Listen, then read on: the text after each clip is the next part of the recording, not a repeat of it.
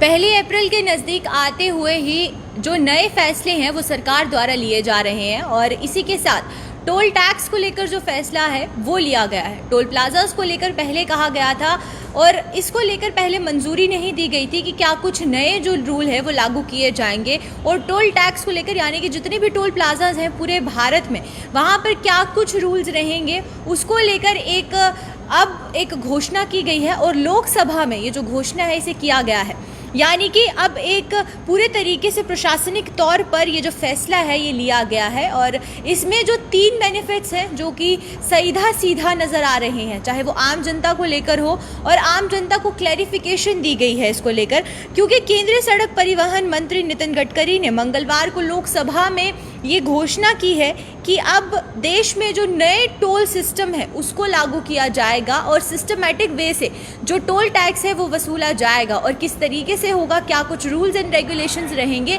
और जिससे कि जो जनता है आम जनता को इससे फ़ायदा हो सकता है। मैं आपको पहले बता दूं कि स्थानीय लोगों को यानी कि जिस भी एरिया में टोल टैक्स रहेगा उस एरिया में कोई भी अगर लोकलाइट है यानी कि स्थानीय लोग हैं वहाँ जो रहते हैं लोग उनको टोल टैक्स नहीं देना होगा। ये नया टोल सिस्टम जो है वो लागू किया गया है जिसमें ये कहा गया है कि स्थानीय लोगों को मुफ्त में सफ़र करने का जो वहाँ पर मौका है या जो अपॉर्चुनिटी है वो दी जाएगी। उनको किसी भी तरीके का कोई टोल टैक्स उस एरिया के लोगों को नहीं पे करना होगा जहाँ पर टोल टैक्स लगाया गया है। दूसरी बात यह है कि 60 किलोमीटर के दायरे में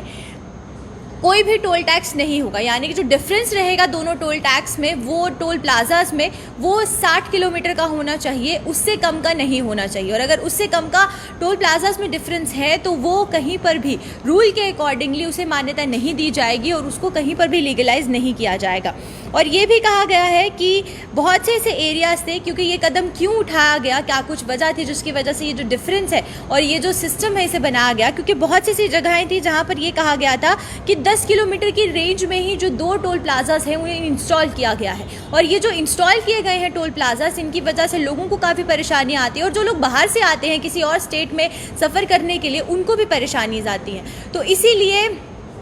ये अब पूरे तरीके से साफ कर दिया गया है कि 10 किलोमीटर की रेंज में दूसरा टोल टैक्स नहीं होगा और 60 किलोमीटर का जो डिफरेंस है वो रखा गया है। और जम्मू कश्मीर की अगर बात करते हैं तो बन टोल प्लाजा और सरोर टोल प्लाजा में जो डिफरेंस है वो 60 किलोमीटर से कम का है। तो इस बीच अब यहाँ पर इस पूरे फैसले को लेकर क्या कुछ कदम उठाए जाते हैं वो भी जानना होगा, क्योंकि सरोर टोल प्लाजा और बन टोल प्लाजा में डिफरेंस 60 किलोमीटर का नहीं है और वहाँ पर जो लोग रहते हैं उनको भी टैक्स नहीं देना है। तो अब इन दोनों सिस्टम्स को जब लागू किया गया है तो इस पर क्या कुछ फैसला लिया जाएगा, अब यहाँ की सरकार क्या कुछ कदम उठाती है, क्योंकि आज लोकसभा में इस फैसले पर मोहर लग गई है। पहले इसको लेकर वर्बली बात की जा रही थी कि ऐसा फैसला उठाया जा सकता है, लेकिन अब लोकसभा में जब इसको लेकर पूरे तरीके से प्रशासनिक तौर पर मोहर लग गई है सिस्टम पर कि ये जो सिस्टम लगाया जा रहा है टोल प्लाजास के लिए वो पूरे तरीके से मान्य होना चाहिए, ना सिर्फ जम्मू कश्मीर में बल्कि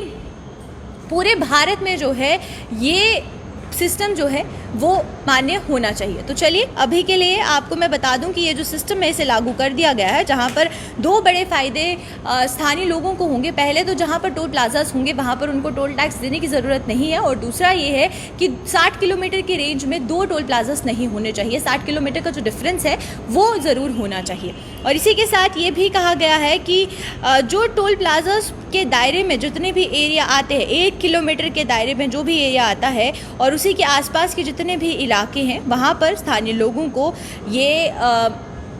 टैक्स देने की ज़रूरत नहीं है और अगले 3 महीने में ये प्रोसीजर पूरे भारत में पूरे तरीके से लागू हो जाएगा। यानी कि जो भी टोल प्लाजास जिनको बंद करना है वो भी अगले 3 महीने के अंदर ये टाइम दिया गया है। और इसी के साथ आपको बता दूं कि अब 3 महीने के अंदर ये देखना होगा कि जम्मू कश्मीर में जो टोल प्लाजास है उन पर क्या कुछ एक्शन लिया जाता है और कौन से टोल प्लाजास ऐसे हैं जिन्हें बंद किया जाता है। खासकर अगर हम जम्मू कश्मीर की बात करते हैं, बन टोल प्लाजा की बात करें, सरोर टोल प्लाजा की बात करें या फिर लखनपुर टोल प्लाजा की बात करें। तो चलिए अभी के लिए फ़िलहाल आप मुझे इजाज़त दीजिए। इसी तरीके से मैं और अपडेट्स लेकर हाजिर होती रहूँगी और कोशिश करूँगी कि हर एक अपडेट आप तक पहुँचाई जाए जो भी जम्मू कश्मीर में हो रही है। अभी के लिए फ़िलहाल मुझे इजाज़त दीजिए। नमस्कार।